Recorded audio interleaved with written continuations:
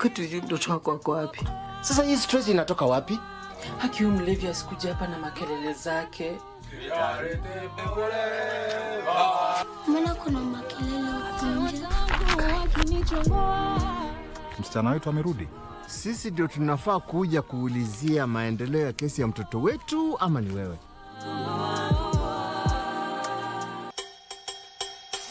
No, I won't live my life. I won't have fun. No, I'm not the same kid they used to lock up the whole day. Hello. Shiro ni nini? Usiingie kwa nyumba. Na huku ni home. Isaka, mimi nimekuja tu kuchukua manguo zangu. Can I text in please? Hey, Ethiopia. Si uko na roho chafu wewe mwanamke. And how is that your concern?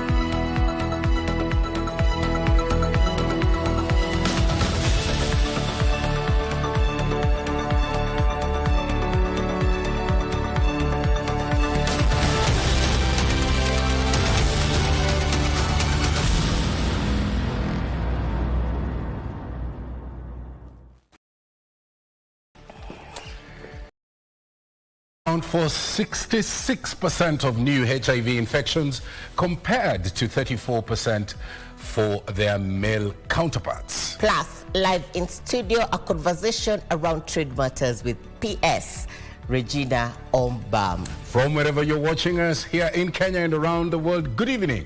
I am Mboya. I am Muchuma Odim. And we open this live broadcast with a look at our lead stories tonight.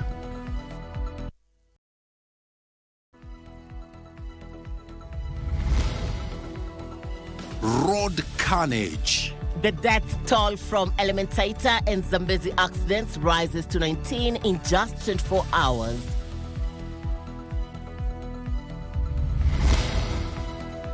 Voter registration window. Electoral body IBC launches national continuous voter registration with a target of 6 million.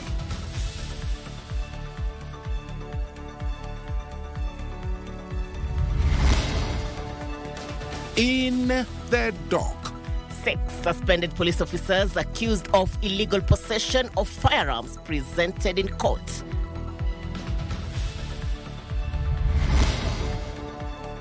Plus, no way out. E-government procurement system to go on despite current teething problems.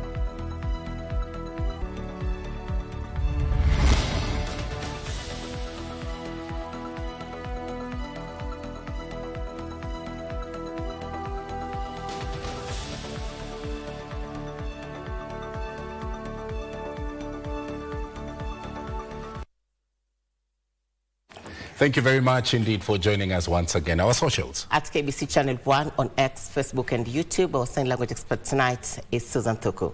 Now we open our coverage with this story, the death toll from Sunday's accident in the Kikope, area in Elementaita, and that of Zambezi on Monday along Nairobi-Nakuru Highway brings the death toll to 19 people in the last 24 hours. These numbers have raised concerns over road safety awareness, with news that the Kikope accident claimed 16 relatives. Now, Road Safety Association of Kenya Chairman David Kiaria is, in the meantime, calling for the immediate suspension of driving licenses issued over the past 6 years, and that fresh training, claiming most of the documents were acquired through unscrupulous means. Yusuf Farah begins our coverage tonight with this report. In Kahiga village, Kanara constituency, the family of Elijah Mburu is coming to terms with the harsh reality of losing 16 relatives in yesterday's Kikope accident. Neighbors and relatives trying to console a family that is still in disbelief. Two brothers, Roderick Gikonyumburu and Michael Njibumburu, are the sole survivors in this family after their siblings succumbed. Tumeumwa na hiyo nini, barabara ya Nairobi Nakuru highway inafaa kuangaliwa tena na tena. Wakati niliingia huko moshari, niliona kuko na watu walikuwa wamekatakatwa uso na wengine wameumia miguu. Beth Mudhoni lost her husband, who is a relative to the Mburus, her daughter and grandchild in the accident. Kaambia Mungu, sasa mimi Mungu ninakukosea nini? Kwa sababu msichana wangu amekufa, baba yake amekufa, kazini zake zote zimekufa, mpaka gasharake mpaka huko Kahiga. The family is now appealing to the national and county governments to come to their aid and assist with post-mortem and a proper send-off for the 16 family members. This even as the death toll in Monday's Zambezi accident went up to 3 after one person succumbed to injuries. 12 people are currently nursing injuries at the Gov't Mission Hospital. With both accidents being attributed to speeding and overtaking, the Road Safety Association of Kenya Chairman David Kiari is calling for drastic measures to curb road carnage. That is something which we have reported, that licenses are given. Driving licenses, you have only 6,000, you can get a driving license. Somebody who has gone to school is taught to give way. While accusing the state agencies of turning a deaf ear to genuine concerns raised by relevant stakeholders in the transport sector, KRA said it's time for urgent interventions to be instituted as a means of averting any further losses of lives. Yusufar reporting for Prime Edition. That death toll, we're made to understand, has risen from 19 all the way to 25. Moving on, Deputy President Kithure Kindiki has maintained the e-government procurement is here to stay, despite cited hiccups in its implementation. Now, the DP was responding to the Council of Governors, which decried that the new procurement system was not functional at all and has become a hindrance in the procurement critical commodities for county governments, including medicine for county health facilities. Giverson Maina now reports. A stalemate over the implementation of electronic government procurement system is looming following a sharp disagreement between the national and the county governments. A lot of governors have been frozen here by their fuel vendors. Our municipalities, if they don't get fuel for 2 days, all the garbage is placed on the roads, and it becomes impossible to even visit our towns. COG Chairperson Ahmed Abdullahi, however, stated the governors were not opposed to the automation of government procurement. I want to put that on record. We have no problem whatsoever with automation. But, Your Excellency, we feel that this EGP thing, along the road, you people will either realize that you are not given the full picture and would ask to revise it, or it will be implemented with pain that was not necessary. In his response, Deputy President Kithure Kindiki said the government will not back down on its decision, adding the move was aimed at rooting out corruption. We must preserve and implement devolution because the issues that devolution was supposed to resolve are as critical as they were 15 years ago when we enacted the constitution we have today. The second in command calling for speedy settling of pending bills accruing to 720 billion Kenyan shillings. Out of which 172 billion is with the county governments, and we must confront that issue and resolve it once and for all. And it is not impossible. It is very possible, actually. Health Cabinet Secretary Aden Duale used the platform to defend the transition from Linda Mama to Inua Jamii program. And Excellency, let me make it also very clear that teenage mothers, wherever they are in our country, they have a direct access to health care paid by the government of Kenya through the Social Health Authority. Giverson Minor, Prime Edition. Now, the Independent Electoral and Boundaries Commission, IEBC, will push for more resources to roll out countywide mass voter registration after the Thursday, November 27, 2025 by-elections. IEBC Chairperson Erastus Ethekon, who oversaw the launch of the National Continuous Voter Registration, said the Commission aims to register at least 6 million new voters. Now, the exercise is being conducted in all the 290 constituencies. Gishuki Washira with this report. The Independent Electoral Chairperson Erastus Ethekon reiterated the Commission's commitment to ensure all eligible voters have been registered before the 2027 general elections. He dismissed fears that the Commission is time-barred from conducting the civic exercise. And we are supposed to register citizens, eligible voters, for a period up to 8 months before the general elections. That's when we will close the registration process and clean up the register, do the voter register audit, and then publish the register. So we are doing registration in phases, and this is phase 1, which will be focused at the constituency level. Then phase 2 will now go further down to the wards and villages. And that is, for that one, we will get enhanced funding as well, so that we conduct that mass voter registration exercise as well. Ethekon revealed the electoral body had upgraded the technology to integrate the new biometric voter registration module into the Kenya Integrated Election Management System to allow faster, more secure and reliable services. The IEBC is now pushing for more resources to facilitate mass voter registration to be launched after November 27th by elections. Well, I think our BVR, what you call biometric voter registration kits, are configured to take into account all those identifiers which are unique to an individual.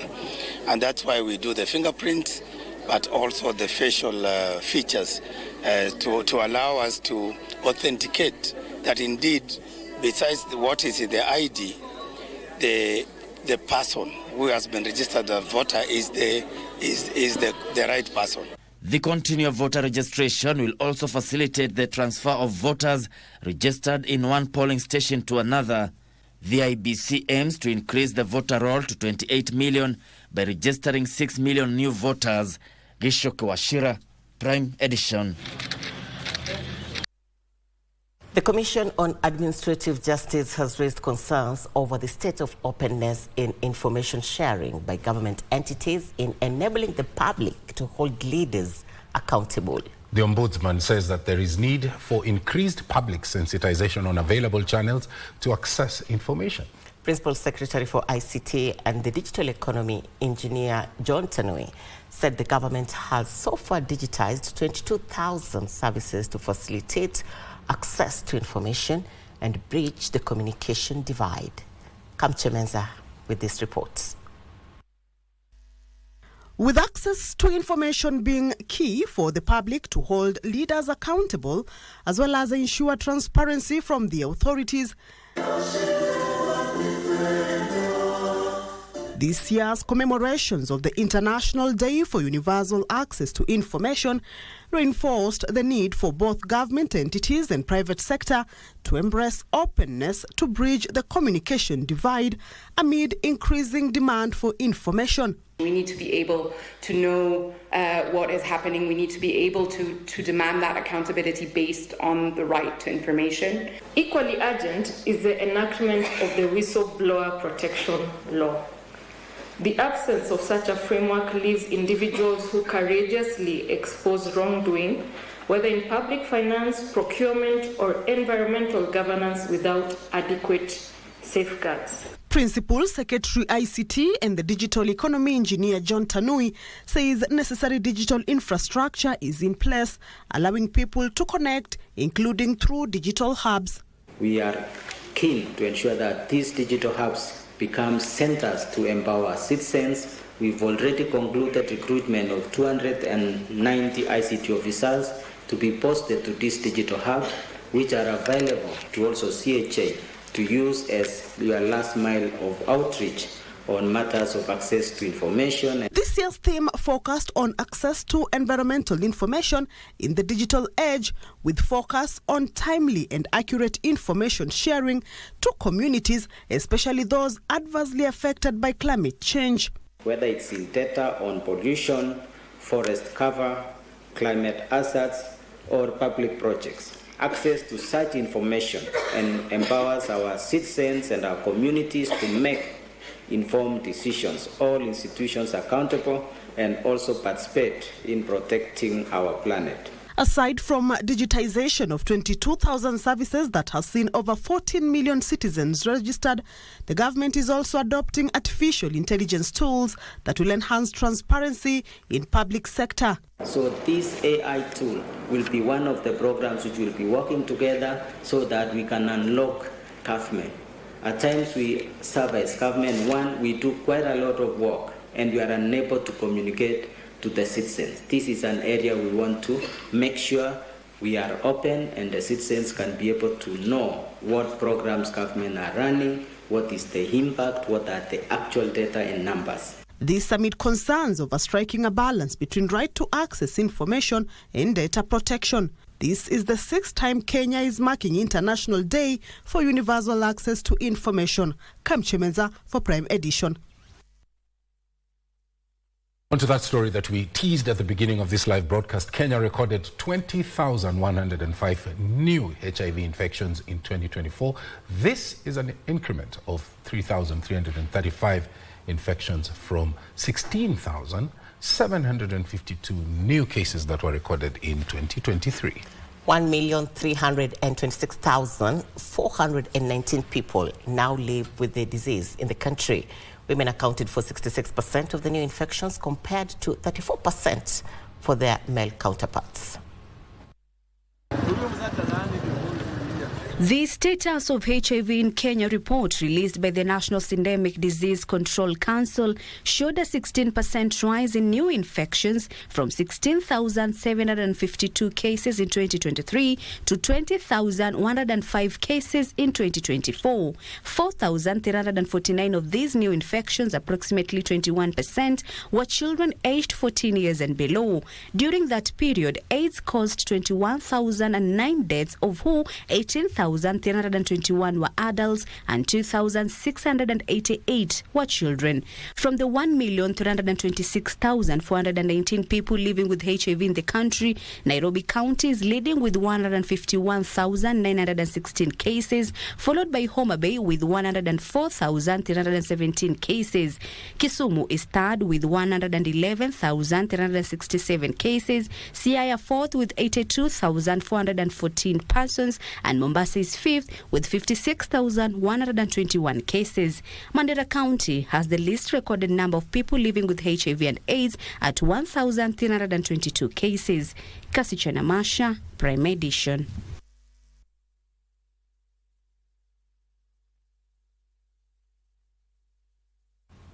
On to other developments. Kenya is in advanced talks with China to secure preferential trade access for its goods, a move expected to open new markets for Kenyan farmers and businesses. Speaking at celebrations to mark 76 years of the founding of the People's Republic of China, Prime Cabinet Secretary Musalia Mudavadi revealed that the negotiations could soon deliver a deal, as both countries also farm up plans to extend the standard gauge railway from Naivasha all the way to Kisumu and also to Malaba. The developments underline deepening ties between Kenya and China, with both sides pledging to push for stronger multilateralism amid global economic turbulence. Ben Chumba puts that story in perspective.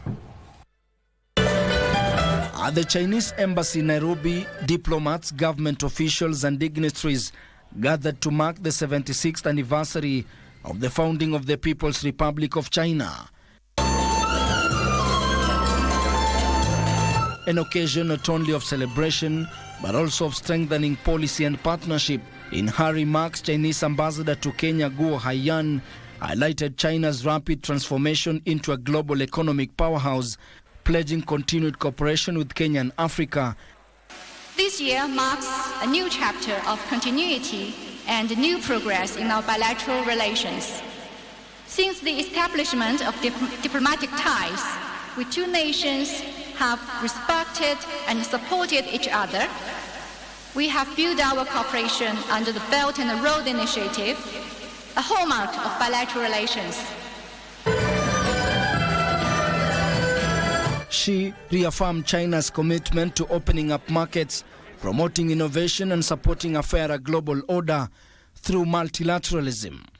China offers great potential for investment and consumption. Embracing China is embracing opportunities.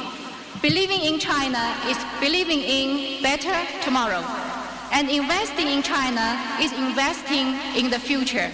Prime Cabinet Secretary Musalia Mudavadi disclosed that a high-level delegation is currently in China negotiating preferential trade access for Kenyan products under China's zero-tariff framework. Kenya has a delegation negotiating its portion of arrangement with the Chinese government, and we hope that in a few weeks' time we shall be able to report progress indicating that we have struck a deal within the free preferential trade arrangement. Mudavadi also confirmed that Kenya is pushing forward plans to extend the standard gauge railway from Naivasha to Kisumu and Malaba.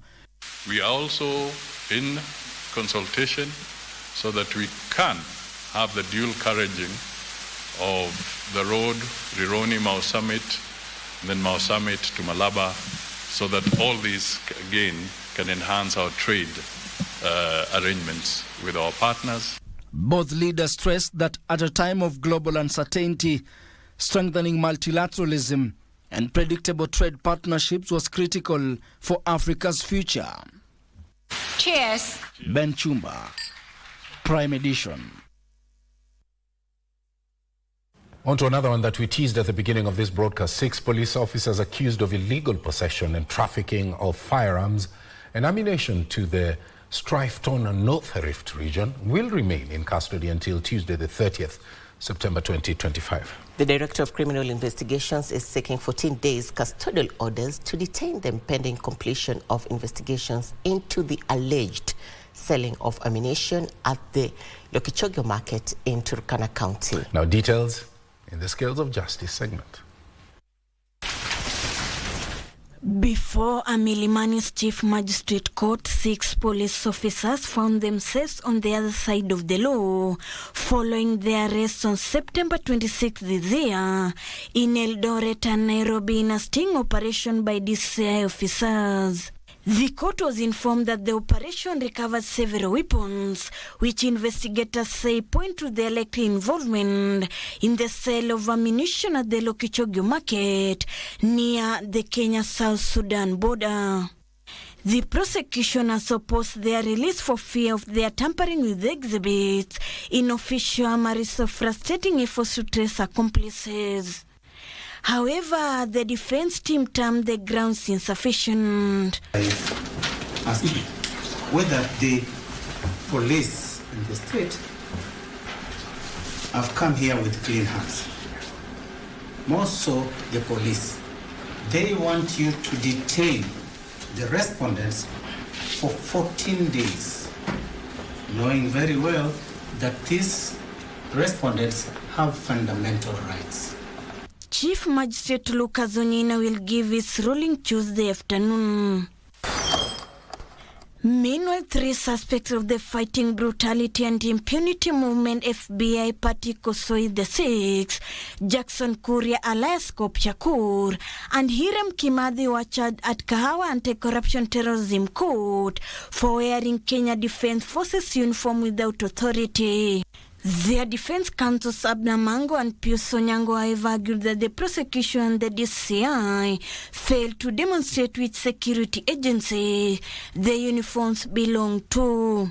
So this clearly shows that from the onset, this has been persecution and not prosecution, because for a whole 60 days, they were unable to sustain any of those charges and have only been left by this misdemeanor.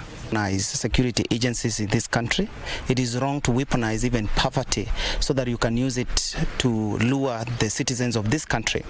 The trio who pleaded not guilty were released on a bond of 50,000 shillings each pending trial. Elsewhere, Uganda's opposition leader Dr. Kizza Besigye sued senior Kenyan officials, accusing them of colliding with the Ugandan security forces to abduct and illegally extradite him from Nairobi last year. Appearing before Justice Chacha Mwita, Besigye's lawyer, senior counsel Martha Karua, and James Wanjeri informed the court that Besigye and his fellow Ugandan Haji Lutale was seized on November 16, 2024 at a riverside apartment in Nairobi by armed men who introduced themselves as Kenyan security police. Our clients' relatives have traveled all the way from Uganda. We are seated in your court, my lord, watching this virtually, and we would like this matter to move forward. It has a bearing on the case my client is facing in Uganda, and it has a bearing on our security when we visit across the border.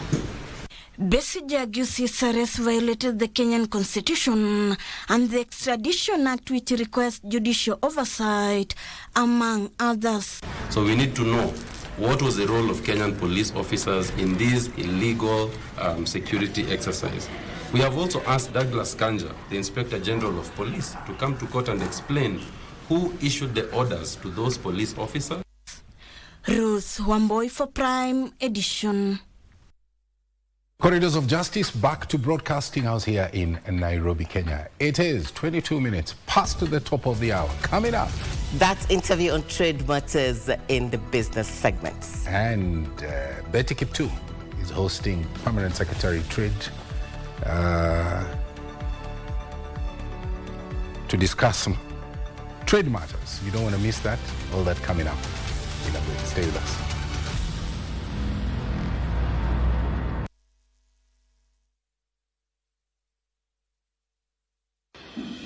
Jeshi la Ulinzi la Kenya KDF linawatangazia zoezi la usajili wa Kenya ambao wangependa kujiunga nao kama wanajeshi. Zoezi hili huu usajili ambao utafanyika ni wa General Service Officers GSO, Cadets Regular Specialist Officers, General Duty Recruits, Tradesmen and Women and Defense Forces Constables.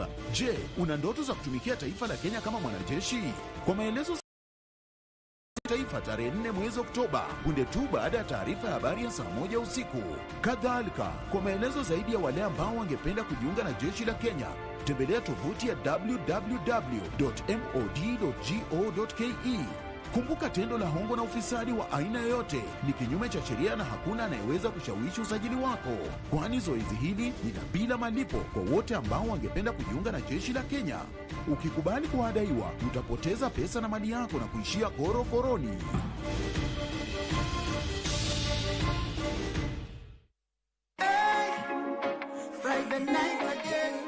Greetings in the name of the Most High Jah Rastafari. My good name is Marley Moses, the positive warrior, alongside... Yes sir, DJ D-Rage, the baddest. Each and every Wednesday from 10 p.m. on KBC Channel 1 TV. Tunakuletea the biggest reggae party in 254 in a yard extra. Extra niceness of reggae music. Extra dose of entertainment. When the thing is nice, we have to do it twice.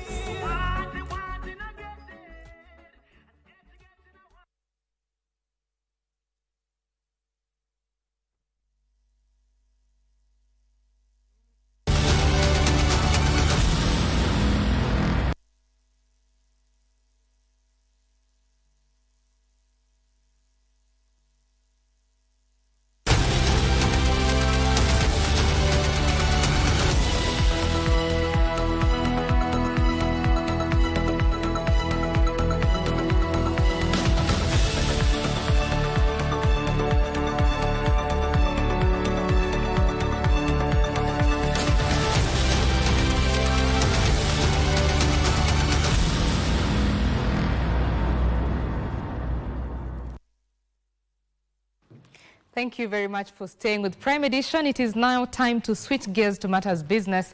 And tonight we want to discuss trade and why it is important that Kenya is hosting the 24th Comesa Summit. My name is Betty Kiptum. And I would like to have this conversation with the Principal Secretary in charge of trade, that is Regina Ombam. Thank you very much for joining us. Thank you, Betty. Right. Kenya is hosting the 24th Comesa Summit, but it is not the first time that we are hosting this particular summit, right? Right. You're right. Tell us about the previous times. Actually, this is actually the we'll be hosting the Comesa Summit. The third summit was held in Kenya. That was in 1999. And the 12th summit was also held in Kenya in 2007. So, as you know, Comesa is actually the common market for East and Southern Africa, a market that was actually set up as a regional economic bloc to foster trade and facilitate trade within the continent and beyond. Right. So, Comesa has 21 member states. And just some statistics, 140 million people. That is a very... We are talking a GDP, gross domestic $1 trillion, and export of $383 billion. Are we doing enough to tap this market that exists? If you look at it from where Africa is, having a regional economic bloc like Comesa is really a good thing in the move towards integration, because when you have a bigger market space, then with ease of doing trade, you're actually able to move goods and services within the region, and therefore trade becomes very effective in that case. At the same time also, you're able to increase your competitiveness because you have a bigger market share when it comes to trading. So when you look at the situation that we are in, when you trade as an economic bloc, it gives you more strength and comparative advantage in the trading market. And so we are talking about Comesa as a regional bloc. There are other regional blocs on the continent, and we are all working towards achieving the free trade area, the AfCFTA. So tell us how this is supposed to correlate. So principally, Betty, as you'll agree with me, we are really living in very unpredictable times. And we are actually seeing the global trade ecosystem has changed tremendously. The policy that America is using now is one that really gets one to realize that there's a push towards bilateral trade. And so if we don't diversify our trade, then we can actually become worse than where we are at the moment.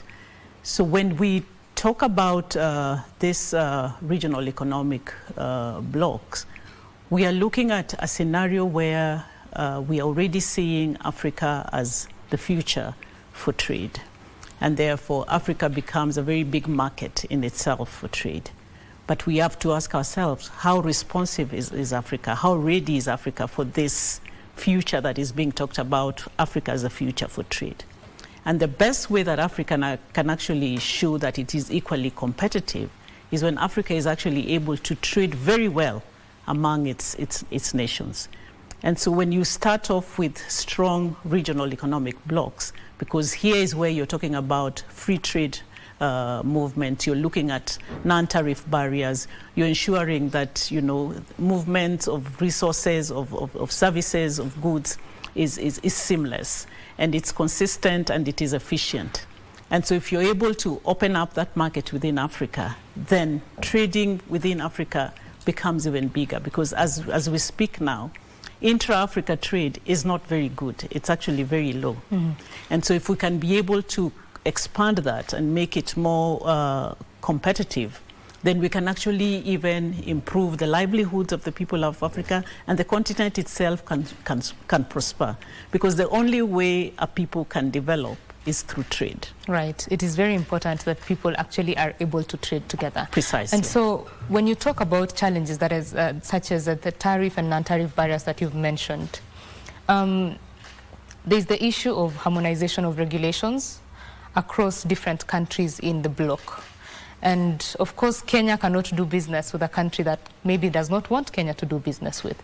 So I'd like to hear from you what the role of governments is, especially in connection with the summit that is coming up. What kind of conversations will be had to ensure that these regulations and policies are harmonized across the bloc so that trade is enabled?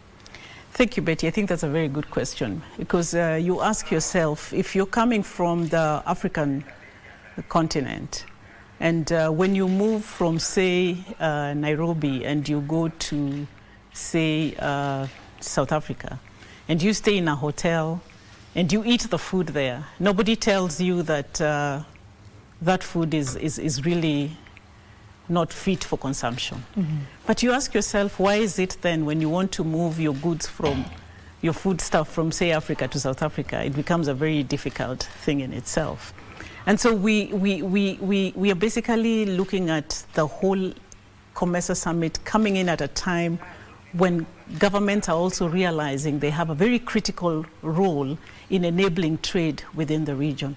Because, as we always say, in as much as decisions could be done very well technically, the final say lies in a political decision. Mm-hmm. So when you look at the political economy and you look at what governments do, by creating an enabling environment, allowing for policies that are actually pro-trade, then that actually helps to open up markets and allow people to trade effectively.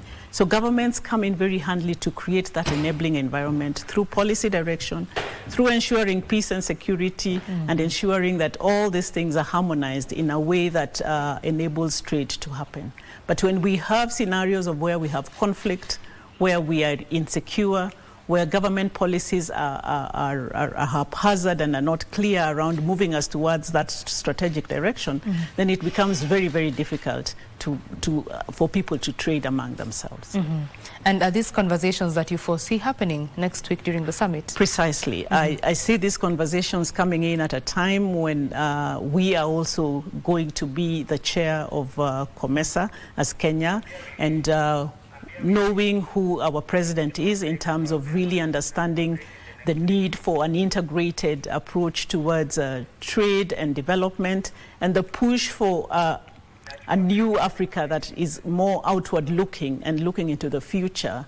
We're actually seeing conversations coming out. I'm already foreseeing very big conversations coming out towards trading for purposes of ensuring it's a solution, ensuring that trade is sustainable, and so even promoting products that are more aligned towards ensuring that there's consistency in trade, there's efficiency in trading, and that trade has an impact on the livelihoods of the people of Africa. Mm-hmm. At the core of trade is movement. Movement of goods, movement of people. And we have, of course, seen our president being very proactive, opening up the visa regime, so to say, for Africans to come into the country. So I would like to hear from you what Kenya is looking to maybe front during this particular summit in terms of enhancing movement of people and goods. And also, we know that there's been an open sky policy for the longest time. Implementation has been lacking. I would just like to hear from you what you expect African heads of state, Comesa heads of state to be specific, to ensure that during this summit they're coming up with solutions to the challenges of movement. I think one key thing that I see this summit focus on is around this Africa Continental Free Trade Area, because this is the next big thing for Africa. And so if we are able to think Africa and be able to think that everything we do around trade is Africa-centric, if there's any word like that, then the heads of state already have a vision around making Africa a competitive market in itself. And we are seeing already the heads of state talking about how trade has been unfair for the continent in terms of really the focus of Africa being looked at an area for just getting raw materials, and which are not really competitive out there. And so the heads of state are already thinking about value addition in whatever they are doing, expanding their industries, moving into supporting small, medium-scale enterprises, because this is where actually industrialization starts from. And also looking at, energy areas that the green economy bit of it, and looking at that whole spectrum of trade from a sustainability point of view, and then ensuring that there's efficient transport, the ports are functioning, that we are able to open up our markets. I think just today, when we were celebrating the National Day for China, the Prime Cabinet Secretary categorically indicated that Kenya is even thinking of now doing the next SGR that gets to Kisumu and gets to Malaba. And when you look at that belt in itself, once we get to Malaba, it is going to open up Uganda and eventually Central Africa and West Africa. And that's how trade grows, because now people will be able to access the market very easily. Right. I shall be asking you in a minute what the role of SMEs and Kenyans like myself is during this particular summit and how we can take advantage of that. But first, we want to take a quick break here on Prime Edition. When we come back, this conversation with the Trade Principal Secretary, Regina Ombam, continues. Do stay with us.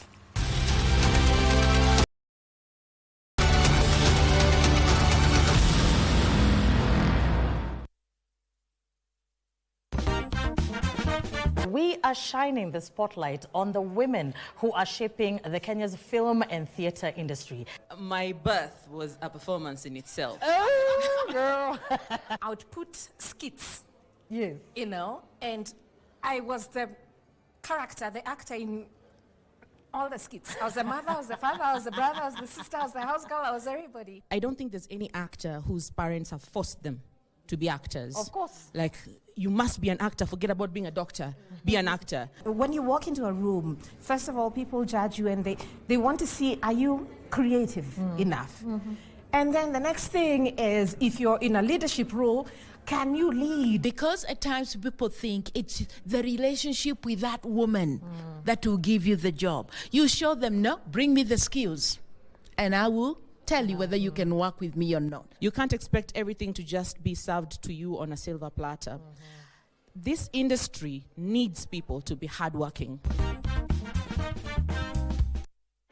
The world of governance is vast and can be alien to the ordinary man on the street. Critical issues are going to be discussed. From white papers to policy positions, it is easier to get lost in the labyrinth of words.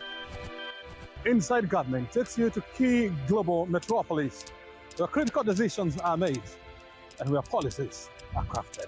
We interview policymakers and senior government officials to highlight and enumerate government policies and projects. We take a deep dive into the underbelly of complex red tape to demystify policies across the country, across the world. Join me, O'Brien Kimani, on Inside Government, only on KBC Channel 1.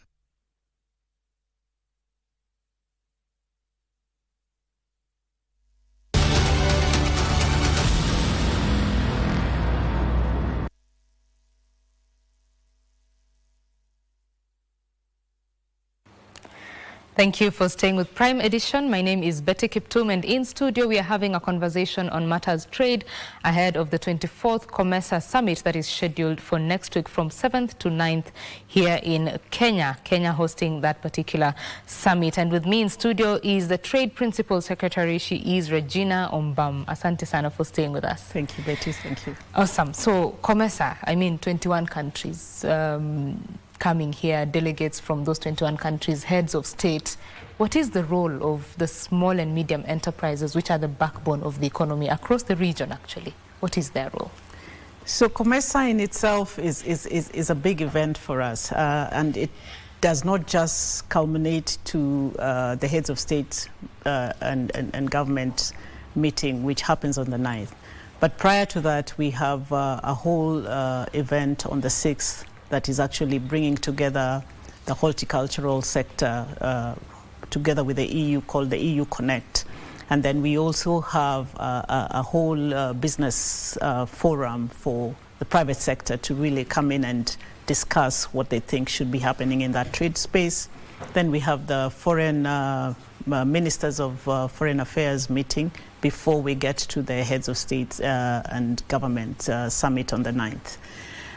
Between those days of 7th to 9th, we also have exhibitions just running through.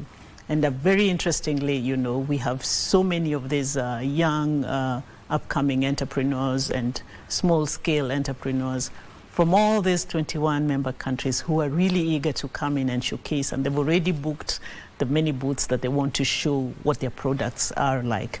And for me, these fairs are very good because they're actually a way of learning more about what other members are bringing to space, and also giving the small and medium scale enterprises an opportunity to interact and even get to learn how to improve whatever product they have, or even get a way of people understanding what they're producing, and it gets to open up the space for them. At the same time, I'm sure they'll not only be handling the exhibitions bit, but as delegates, they'll also be coming in and listening in some of these sessions that are really bringing to fore and focus what trade is all about, what are the new markets that we need to look at, what are the new products that we need to look at, and even getting them to understand what really qualifies for some of these products to be traded. Because we actually, in a world, as I said, where trade is no longer just saying, I'm Betty and I have this 50 pence. Trade is around, I'm Betty, I have this 50 pence, and I can consistently deliver this 50 pence in the next 10 years. Right. And I can do it efficiently, and there are products that are sustainable over time. So all those parameters are now being looked for in the trade ecosystem to allow a product to be seen as being competitive in that market. And these are some of the new things that we are seeing, these small micro enterprises, young people like you coming in and telling us, you know, we are now providing solutions to trade, which is just exciting in itself. Right, solutions, excuse me, solutions are very important. The theme of this particular summit, as I was looking this up, it's leveraging digitalization to deepen value chains for sustainable and inclusive growth. So the place of technology in growing trade across the region, that is definitely a place where the young people can plug into, right? Yeah, do tell us about that. Yes, and as we all say, these young people are amazing. They are tech-savvy and they're really solution-oriented. I see it even in my own house when I talk to my young children. They'll always be saying, I'm doing this because I'm already seeing what it's going to bring out. So they are more outward looking. I think they are really using their eyes for what it was meant to be looking outwards. And so we are seeing the young people coming in with very great solutions around trade. As far as even trying to look at the port systems, how can we use technology to make delivery of goods and services very efficient? So making our ports very efficient so that there's no much time wasted around that. Even in the cross-border trade that you're doing, these are the young people are the ones really coming out with all these solutions of how quick can we have cargo moving along the road so that we don't have all these roadblocks. They're the ones who come with all these good ideas of once your goods have been checked at the port of Mombasa and they're on transit, you should not be stopped along the way because that good is already destined to a particular area and it needs to get there in a particular time. So we're already seeing them coming with all these solutions, even proposing to us all this, what we're talking about, the single window thing where you can go to one place and get everything done for you technologically without really asking for somebody to help you around, to get you a form to fill and all that. So we are saying that whole area of digital technology revolutionizing trade in a very smart way in itself. At the same time, we are also seeing them really getting us to understand how you can actually trade even online, you know, through the e-commerce systems and using all those digital technology to be able to trade from as far as you can. You're able to put in your product just on the internet and somebody can be able to buy that. These are solutions that are coming and making trade and business not look like something that you really have to go through a lot of rigors to get your stuff done.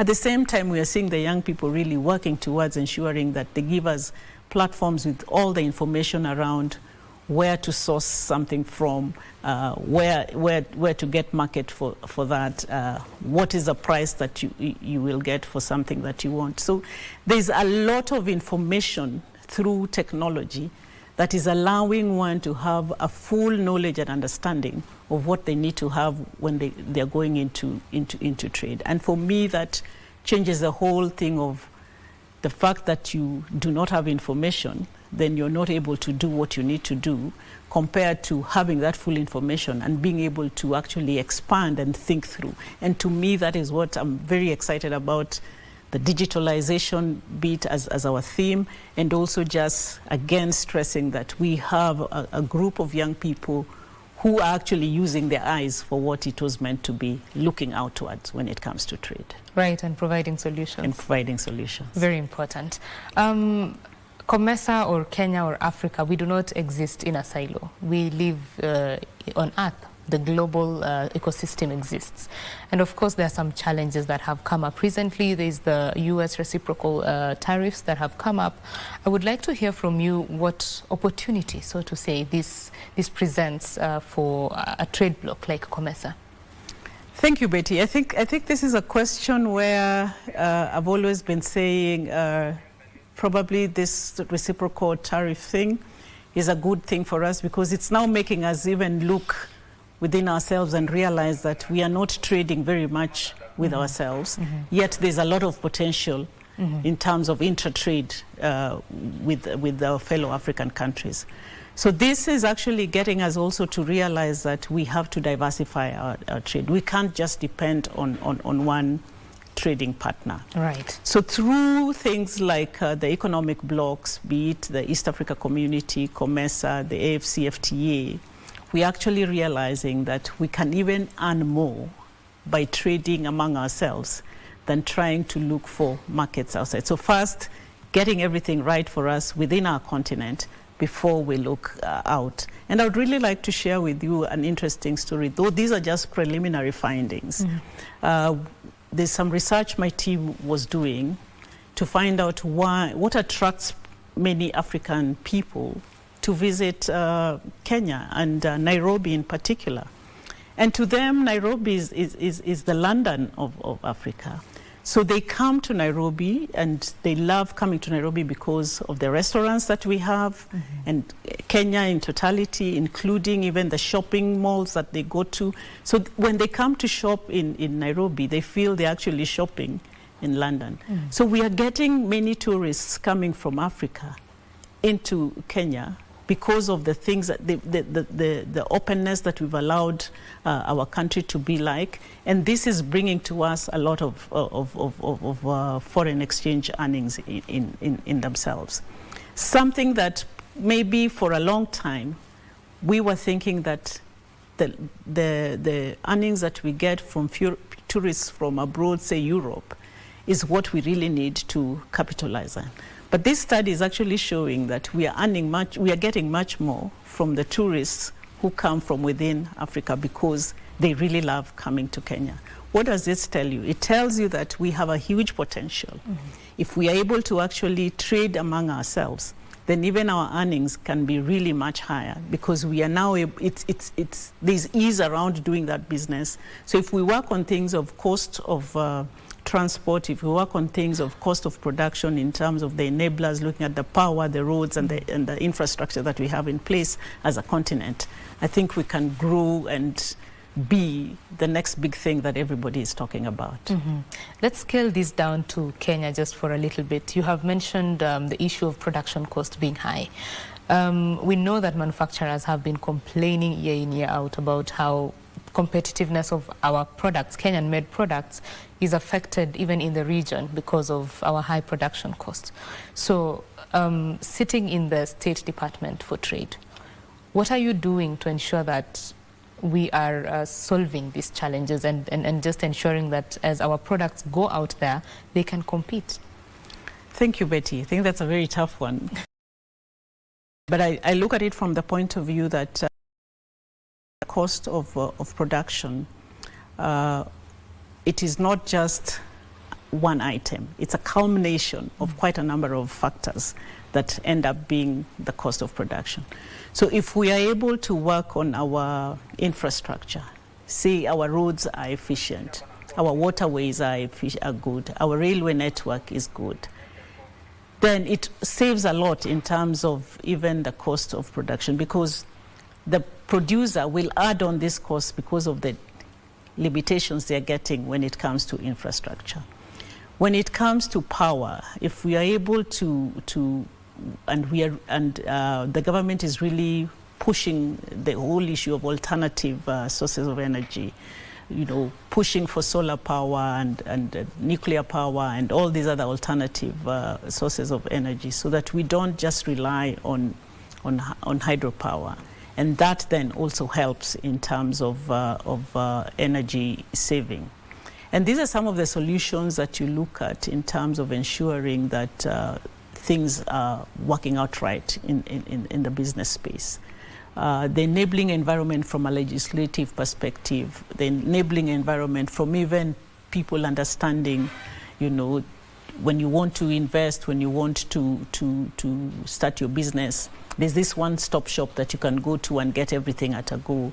So you have full information, and with that, with all these initiatives that you're putting across, eventually you will see the cost of production going down. And then with digitalization and all this, if we can actually make Kenya that silicon savannah that we are talking about, it is just going to be transformative in itself, because it's going to change the way we do business with all these enablers, and then be able to actually get the cost of production going down.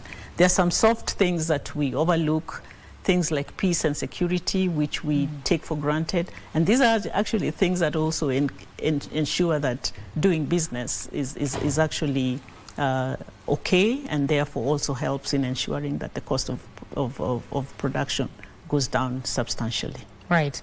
So as we come to a close of this conversation, I'd like you to give your final remarks and give us an overview of what to expect next week at the Comesa Summit. Thank you, Betty. I think what I would like to ask Kenyans is to really register so that they participate in this summit. This is a summit that is coming at a time when everybody in the African continent should actually be rethinking trade, given what what is being signaled in the global trade ecosystem. So we have an opportunity now to come together as an economic bloc to rethink how integration is happening, how we are harmonizing all the trade systems that we have within the continent, to just allow for a trade mechanism that is free, that is consistent, that is efficient, and that is actually sustainable over time. So I think we have an opportunity through this Comesa Summit and through our heads of state and government to actually propel the trade agenda in the region, not only for now, but even for the future. Awesome. Thank you very much. And thank you for speaking to us about trade in the region. Thank you very much. Asante sana. I have been speaking with Regina Ombam. She is the Principal Secretary in charge of trade, talking about what to expect in the 24th Comesa Summit that is scheduled to start next week from 6th to 9th. And Kenya is, of course, proud to be hosting that particular summit for the third time. And it shall also be assuming the rotating chair of the Comesa. So we shall be looking forward to covering that and letting you know what happens during that particular summit. We want to take a quick break. When we come back, more business news. Do stay with us.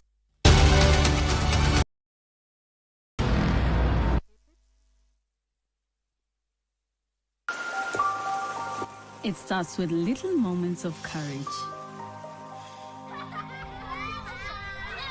To stepping out into the new world with confidence. Taking leaps of faith, spreading your wings and soaring to new heights. Your mother's love is with you wherever you go. Stay soft. Nothing lasts like mom's love.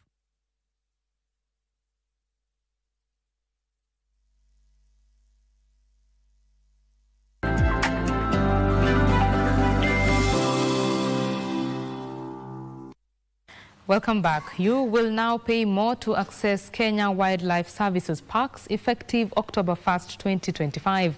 The increase in charges applies to residents and non-residents, with entry to premium parks like Amboseli rising to 1,500 shillings for locals and non-residents paying around 11,660 shillings.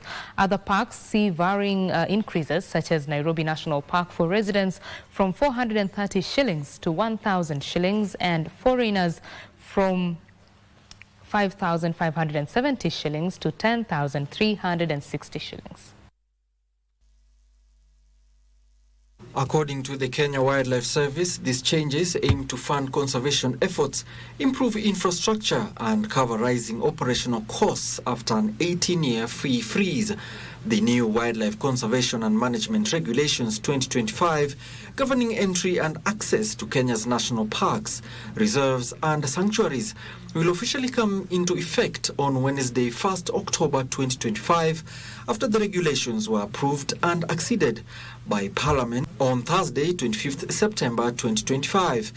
Kenya Wildlife Service Director General Professor Erastus Kanga says that measures have been put in place to facilitate visitors who had already booked and paid for the trips through the e-citizen prior to this pronouncement.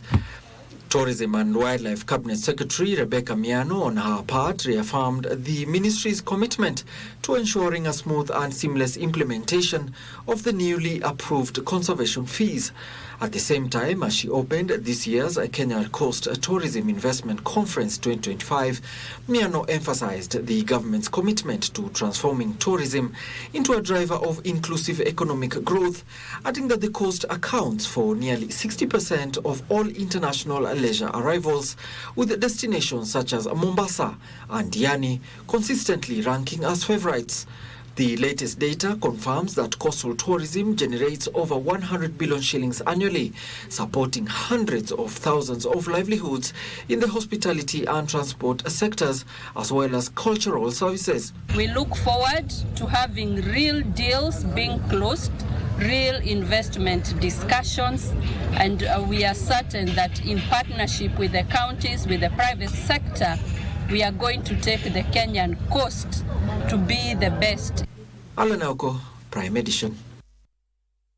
And the Kenya Electricity Transmission Company Limited, that is KETRACO, has completed the grid restoration project on the Loyangalani-Suswa 400 kilovolt double circuit transmission line. Energy Cabinet Secretary Opiyo Wandayi, who commissioned the line, said the restoration would enhance the evacuation of up to 300 megawatts of power from the Lake Turkana wind power plant. A milestone, he says, will significantly reinforce the stability and reliability of the national grid. Trevor Ngendo reports. A series of nationwide blackouts in 2024 exposed the fragility of Kenya's electricity network, with investigations pointing to the collapse of transmission towers along the Loyangalani-Suswa line near Longonot. The damage forced the Kenya Electricity Transmission Company Limited to rely on temporal bypass structures, which led to frequent power interruptions and heightened concerns over the grid's reliability. Behind me is the Loyangalani-Suswa transmission line, now fully restored after months of repair. What this upgrade now means is that Kenya can now evacuate up to 300 megawatts of wind power from Lake Turkana, boosting grid reliability with cheaper and cleaner power. The restoration project involved the design, supply and erection of 6 new towers to replace the collapsed ones, together with conductor stringing and optical ground wire installations. Works were undertaken by Emlec Engineering Limited under a contract signed in November 2024 at 46.1 million shillings. Looking at a situation where even with a lot of major disturbance elsewhere in the grid, this line will not be a cause of alarm, it will not trip. And soon also we are looking at a situation where we are going to upgrade the voltage on this line to 400 kV. Currently the other temporary line could only carry up to 220. Energy Cabinet Secretary Opiyo Wandayi says the restored line will improve investor confidence and guarantee stable power for industries to support Kenya's drive toward industrialization. We have worked tirelessly to ensure that everything is done to reduce chances or possibilities of national outages. What we have been left with are just localized outages. But even those ones, we have made a commitment over time that whenever they happen, we must restore power in the shortest time possible. KETRACO Acting Managing Director Engineer Mboya KBS notes that restoring both circuits has reinstated the N1 contingency, a vital safety buffer that enables the grid to absorb unexpected faults without triggering widespread outages, forming part of broader ongoing efforts to strengthen grid reliability and expand Kenya's transmission infrastructure. Trevor Ngendo for Prime Edition. And Africa's insurance sector is preparing for a technology overhaul as industry leaders call for rapid adoption of artificial intelligence to cut costs, streamline operations and bring millions of uninsured customers into the market. Players at the InsurTech Forum in Nairobi said only 1% of insurance operations in Africa leverage AI capabilities, a figure expected to balloon to 80% within the next 5 years. Africa's insurance leaders have called for more digital connectivity and urgent adoption of connected data and artificial intelligence to drive efficiency, cut costs, and expand insurance access to cater for uninsured customer segments across the region. Speaking at the InsurTech Forum Nairobi 2025, the leaders emphasized the need to break away from outdated legacy systems that keep data in silos and limited innovation. The insurance industry generally has lagged behind because of the smaller margins, loss ratios, typical uptake of insurance products. You find they're very constrained in their ability to expand and innovate. So whereas other industries have, higher margins, they can expend some time to experiment, innovate, invest ahead of the curve. You find in insurance until it becomes a real challenge. Experts say insurers ought to overcome low margins, slow growth, and legacy infrastructure to innovate effectively. AI is a very good tool for really transforming the insurance industry, and we think that over the next 5 to 10 years, artificial intelligence will have a much more profound change in the insurance industry than probably any other industry out there.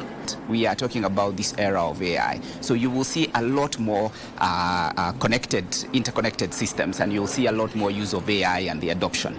The second thing that you will see is that it will be very member-centric. In this era of AI, we will have more personalized, more personalized interactions, more personalized products, and so forth. And Njoroge Wachira has been appointed as the new Pyrethrum Processing Company Board Acting Chief Executive Officer as the government plans major changes in the Pyrethrum subsector. Agriculture Principal Secretary Paul Rono says plans are underway to further incentivize the Pyrethrum subsector through private-public partnerships, ventures and additional regulations that will allow farmers to increase their earnings. The board has been encouraged to institute policies and carry out reforms that will attract investment and also further formalize the subsector.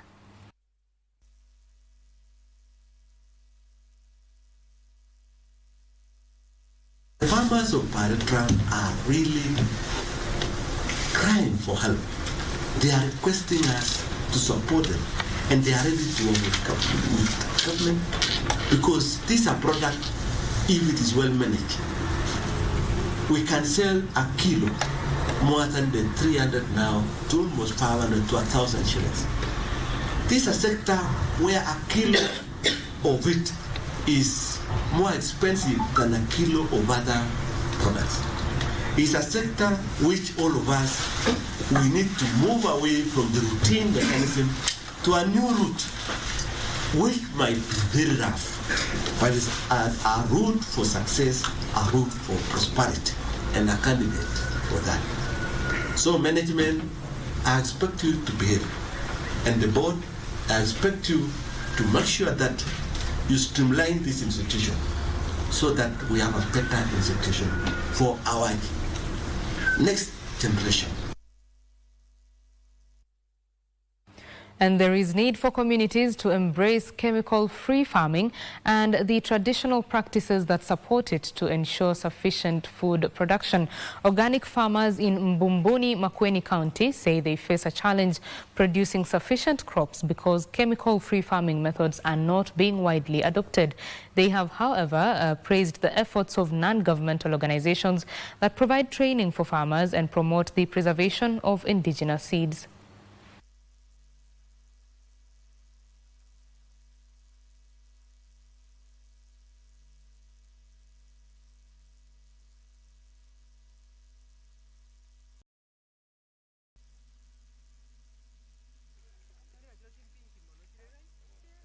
Hizi mbegu tukiongea mambo ya kurudia zile mbegu zetu za kiasili. Kwanza hata mifano ya kuweka hizi mbegu pia ni tofauti na ile ya kutumia dawa za siku hizi. Kwa hiyo wanafundishwa mbegu unaweza aje hifadhi hizi mbegu zako kwa muda mrefu. I do organic honey and infused honey with herbs because I realized that convincing a person or a farmer to take the herbs, they always complain that they have a bitter taste, but I was able to have an innovation of infusing the herbs into the things they like honey and organic jams. And that story from Makueni County brings us to an end of the business news this evening. Daniel Wahome is standing by to bring you the latest in the world of sports. There he is. My name is Betty Kiptum. Do enjoy the rest of your viewing. Over to you, Daniel. Well, thank you very much, Betty. Well, we start news from the local league where Mathare United head coach John Kamau says his charges are ready to register a win against Tusker FC when the two sides lock horns in a Football Kenya Federation Premier League match this Wednesday at the Kasarani Stadium. Kamau was speaking during a tree planting session for Mathare United, which is part of the club's green initiative aimed at mitigating climate change.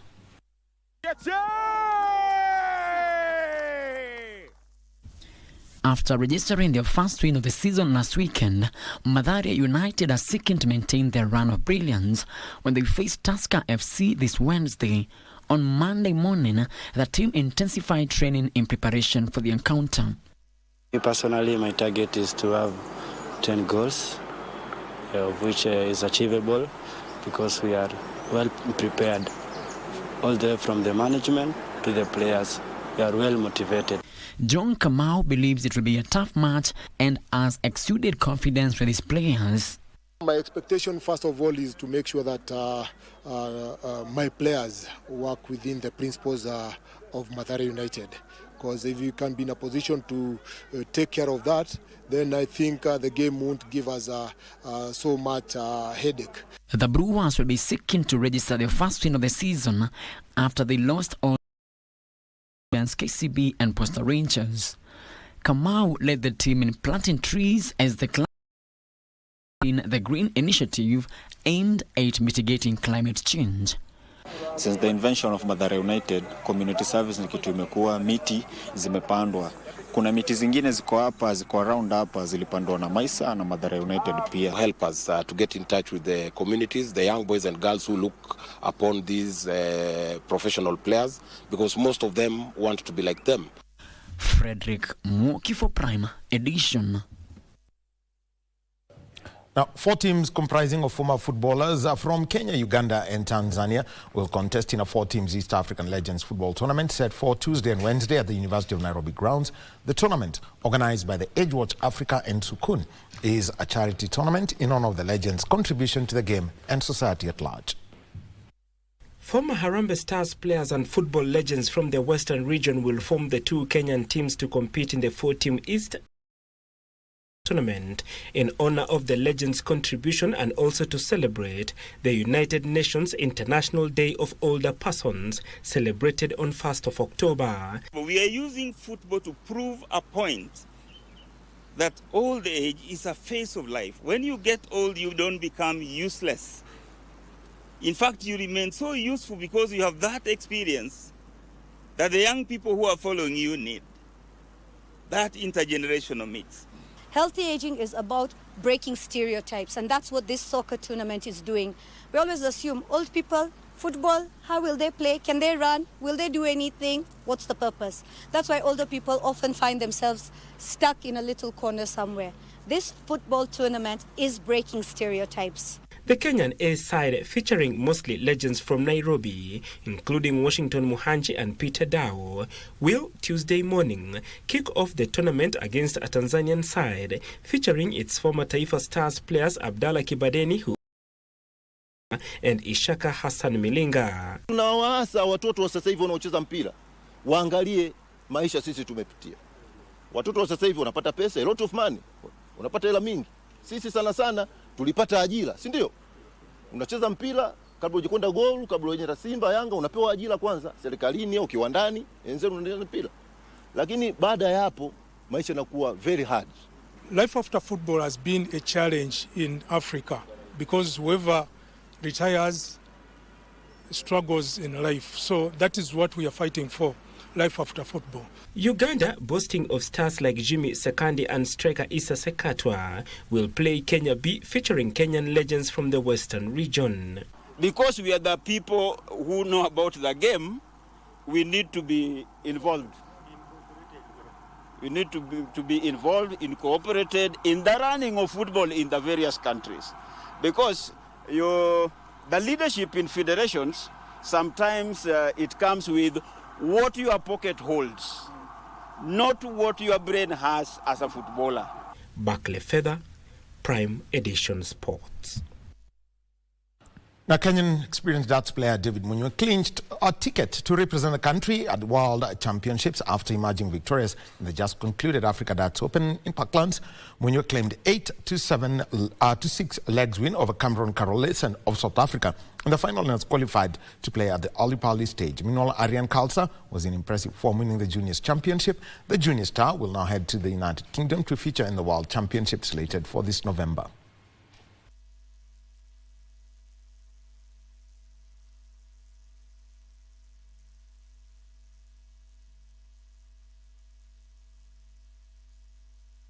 A bit challenging, wasn't feeling so comfortable in my game.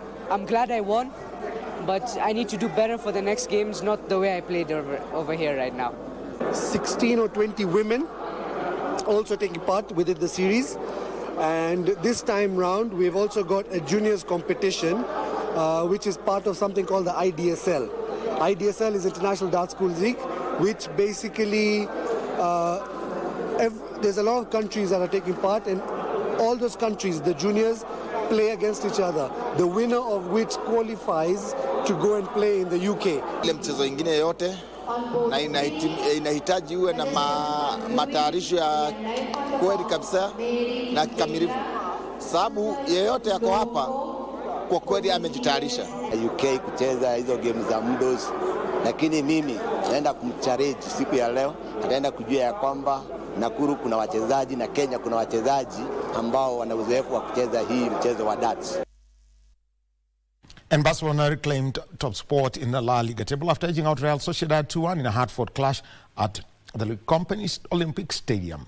Real stunned the hosts in the 31st minute when Alvaro Odriozola tapped in under Barrenteur's low cross, but Barcelona drew level just before halftime. Jules Koundé rising highs to pour in a header from Marcus Rashford's corner.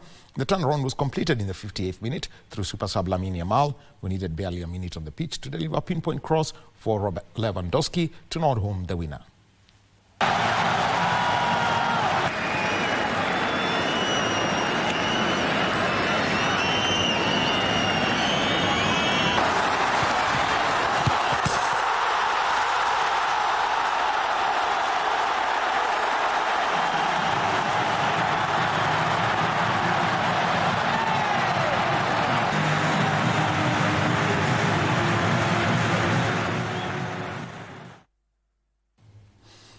And so that's the sport for tonight. And remember the big story and the implications. FIFA's disciplinary committee sanctioning South African Football Association for fielding Teboho Mokoena against South Africa in a match played on the 21st of March, a World Cup qualifier.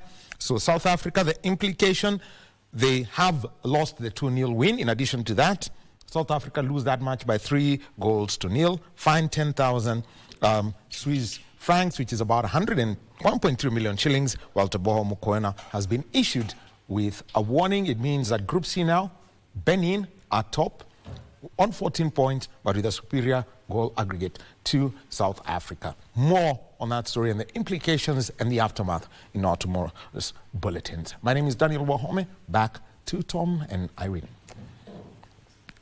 Many thanks indeed, Daniel Wahome, for that sporty update. Of course, earlier on, we had Betty Kiptumu, who hosted the Trade Permanent Secretary Regina Ombam, with the PS stating that consistent, efficient, and solution-oriented trade must be powered by technology. We want to thank you on behalf of Prime Edition. My name is Tomba. We're going to be back again, same place, same time tomorrow. Thank you for your time and your feedback on our social media platforms. We do appreciate your feedback, especially for our top stories on the road carnage. One that goes, Road Safety Association has called for suspension of driver license. Quite a number of you are against it, and they're saying it's about time we deal with individuals. Wagashuri, thank you. You're tuning in from Ihu Ururu and so many more. I am Muchuma Odim, our sign language expert is Susan Tuku. Good night. We'll be back again tomorrow. God bless you. Bye-bye.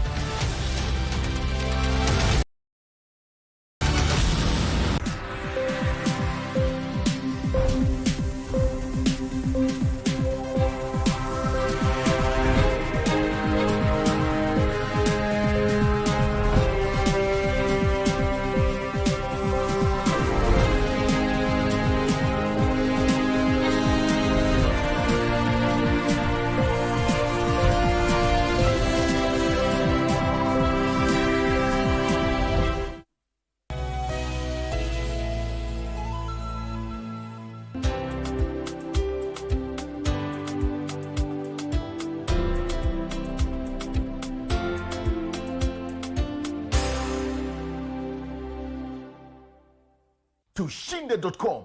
Cheza safe, cheza smart. Gambling is addictive, not for persons under the age of 18 years. Sasa kwa star 419 hash uko na game mpya. Tushinde spin corner. Simply spin. Kisha ngoja, na kwa entry moja unaweza angukia na uspin hadi mara 3. Na ikigonga 25,000 na kufikia instantly. Cheza spin corner sasa hivi kwa star 419 hash option 4.